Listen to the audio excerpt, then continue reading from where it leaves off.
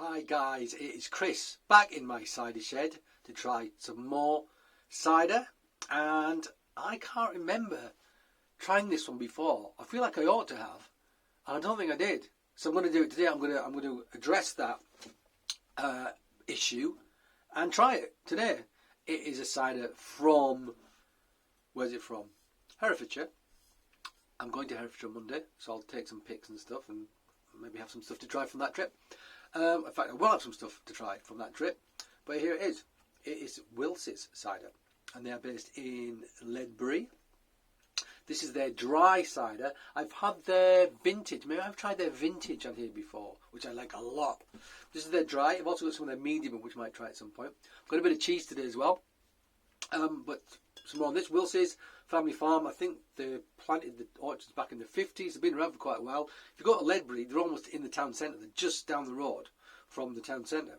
And I'd been to Ledbury before and missed them completely. So God knows how I did that, because they've got these big orchards right outside the town centre.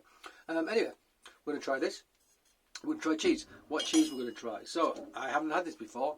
I was down Borough Market today doing some work.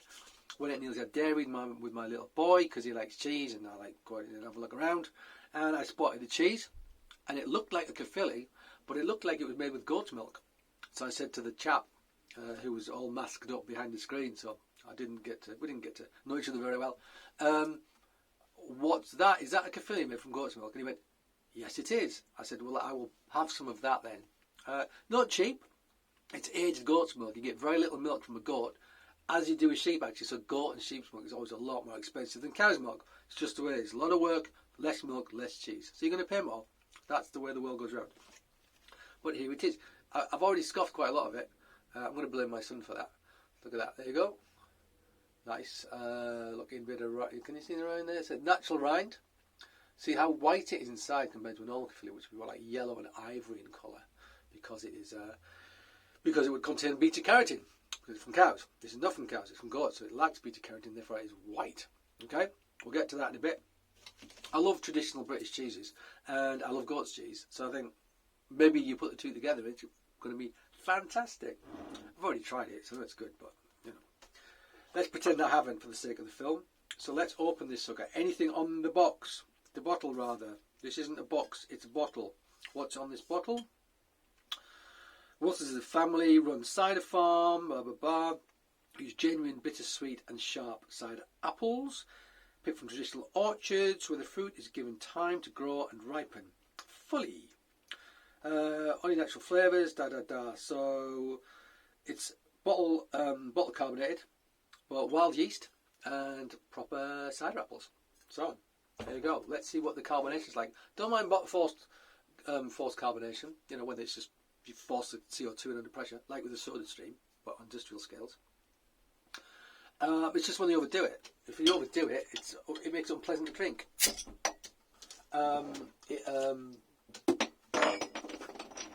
It hurts your tongue almost, and also it masks flavour. So here we go. Let's pour this sucker out. So nice colour already. Nice colour. So they let the scratted apples sit and oxidise a bit to bring some colour. The oxidation of the tannins is why apples go brown. Let them go brown. Does nothing to harm the cider. It's not the same as an apple being rotten. A brown apple. It's absolutely fine. That's a beautiful colour actually. Really nice colour. Even look back. Yeah. Really nice amber that. I'm loving the colour of that. That is a beautiful thing right there. Really nice colour. And it looks quite delicate, the bubbles actually, which is what we like. So far so good. Let's have a sniff. It's a little bit bunged up, but less so. So let's see how we get on. Some acidity on this, and we like that. Some nice acidity. My mouth watered when I smelt it. That's always a good sign. We do want, well, they said they used a bit of sharps and a bit of sweets. A bit of sharps got a bit of acidity. I think a lot of traditional ciders would use sharp apples anyway, because the acidity is a preservative. So you're going to stick everything in a big vat. It's going to help preserve it, along with the alcohol. So, let's have another snip. Yeah, actually, it's the underneath there's a ripe apple character, a deep ripe apple character, but the most pronounced element is certainly the acidity, which makes me happy. I like that. You just don't get that in commercial ciders, ever. Yeah, I'm starting to get a bit more of that sweet baked apple character coming through now. It's nice though. Let's try it. Cheers.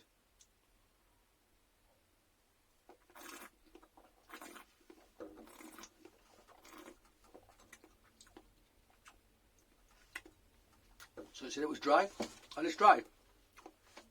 I don't think it's 100% dry. Absolutely brutally dry, but it's pretty close to being dry. Also, that acidity I was talking about makes it feel dry still, because any sugar or sweetness which is left in there is going to be offset by that acidity. But that's nice. A little bit of sugar to offset, acidity is good. I'm not sure how much I generally love absolutely bone dry cider, although the major from Ross and Rye I love. That is totally bone dry. Some tannin, which is good. Percentage on this is 6, so I reckon this is just fruit juice. That's it. No dilution, nothing like that. 6% is about what you'd expect. Excuse me again. If you let cider apples ferment to dry.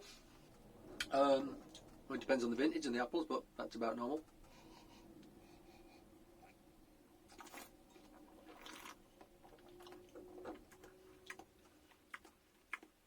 It's not that fizzy. I have to say the bubbles aren't as... The Rascal from... who the hell did I have last night? The Rascal from Thatcher's I had yesterday. Although that wasn't as... That was a more commercial cider than this. The bubbles on it were brilliant, and I assumed it was forced carbonated. It's one of the best forced carbonated ciders I've ever had. If you hadn't told me, I said it'd been bottle conditioned. This is forced carbonated, and it feels more forced carbonated. But it's still not too fizzy.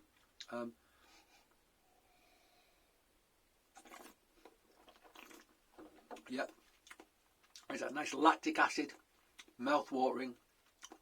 You get that rich apple, no sugar, but you can still tell there's apple in there, rich concentrated, like ripe apple, aged apple, and nice tannin as well. It's a nice dry cider. This is a nice dry cider. It's not brutally acid either. It's not as acid as, say, the Crossmans that we've had, or well, actually, any of those kinds of traditional ones, but for organic as well. Martin Harris, who really likes bold acidity, he gets a lot of it. This is more subtle, but the acidity we're getting in this, you would never find in a commercial cider, ever. It just does not happen. Doesn't happen in my experience. And I really like this stuff. And it looks beautiful as well. So yeah, how about some cheese? This is a very traditional British cider. So let's try it with a sort of traditional British cheese. We'll pour some more of this out first, so I'm armed and ready. And pick this up so you can see how it's hopefully you can see the brightness of it. You can just see maybe how it's darker under the rind. Okay, so the moulds have actually sort of broken this down a little bit under the rind. So these beautiful moulds on the side, natural ones, all sorts of different things. Mucor is one of the primary things, but usually they smell very much of mushrooms and tilled earth, which this does very gently. But it is these guys. So Innis are the producers, and they make some of my favourite British cheeses. Innis Log, a couple of videos ago, I think number 94, we tried Le Père Jules, the Normandy cider, and I had it with a French cheese called Lango de Causse. It was a pre-drained curd little brick of gorgeous goat's cheese. Innis brick, pardon me, is very, very similar to that. They're basically born of the same recipe, just made in different countries by different people. And I love that style of thing. And I love their Innis brick. And their Innis log is also very good. It's the first time I've had anything like this from them. I think they don't really have the maturing rooms to mature this style of cheese. So they ship it to Neil's Yard when it's like a week old, I think. And then Neil's Yard do the maturing. I don't know the age on this. I'm going to guesstimate it's about 8 weeks. So I'm guesstimating they're going to sit on it for about 7-8 weeks, Neil's Yard. You know, and it's a lot of work. I used to work in those cheese stores. 16 years I was at Neil's Yard. I spent a lot of time turning cheese and looking after cheese. So it's labour intensive. So it's not just expensive for this goat's milk, it's expensive because the amount of time and energy that goes into it, the man hours, the women hours, the people hours that go into making this cheese as well is what makes it pricey. But let's try a bit, shall we? So denser paste, more friable, not more friable, but quite a different texture to what you'd get from a lactic set. You couldn't pick it up and snap it like this with the lactic set cheese.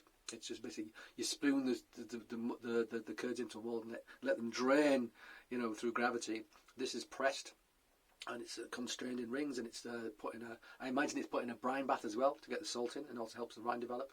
Let's have a taste. That's the bit from the middle. I'm going to try a bit from the rind as well. Let's try the whole bit. Let's try this.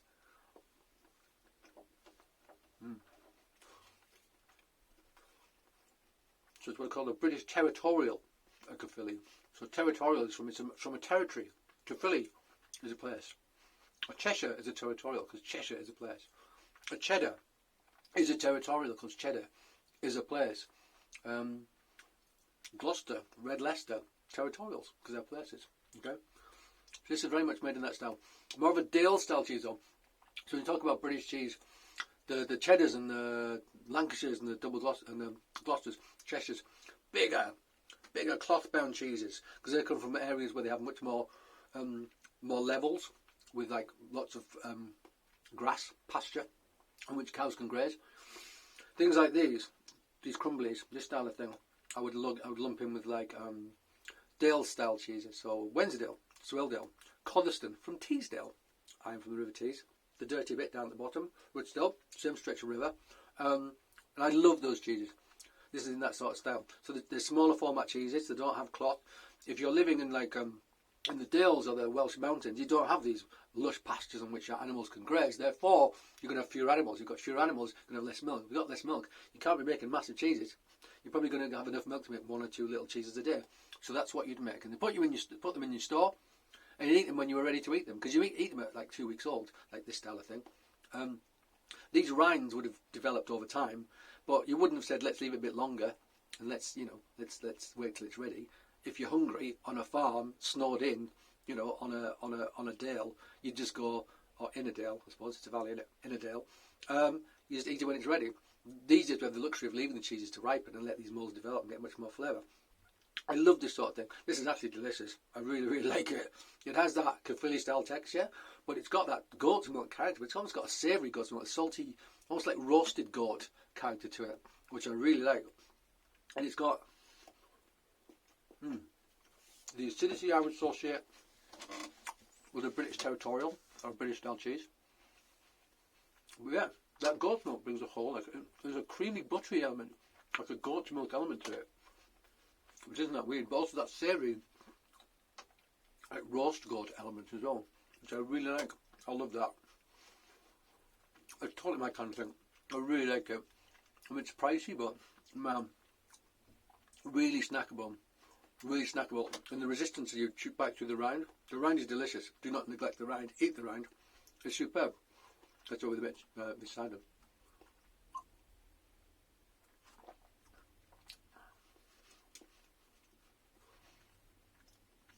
It's a solid pairing. However, I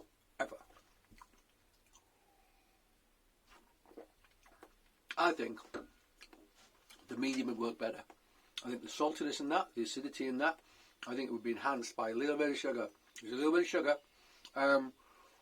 which the medium would bring. So I might try and keep that bit. I'm trying not to eat it. And tomorrow try it with the medium, see if it's any better. Yeah? Cool. Well, that was fun for me. Okay, guys, get yourself some Wilces. I mean, they're not big, but they're, you get them in. I'm sure you can get them roundabout. Certainly, if you live in Herefordshire, you'll be able to find it. No problem whatsoever. And if you want to try some Innis cheese, do try it. Neil's Yard Dairy is the best place to go. Certainly for that, because they're the place to sell it. And that's the wholesaling it to a shop near you. Cool. Right. Thank you for joining me in my well-lit shed. I hope you appreciate the efforts I go to so you can see my face. Yeah. So I'll be back again tomorrow probably with another video. But until then, have a great time, whatever you're doing. And cheers.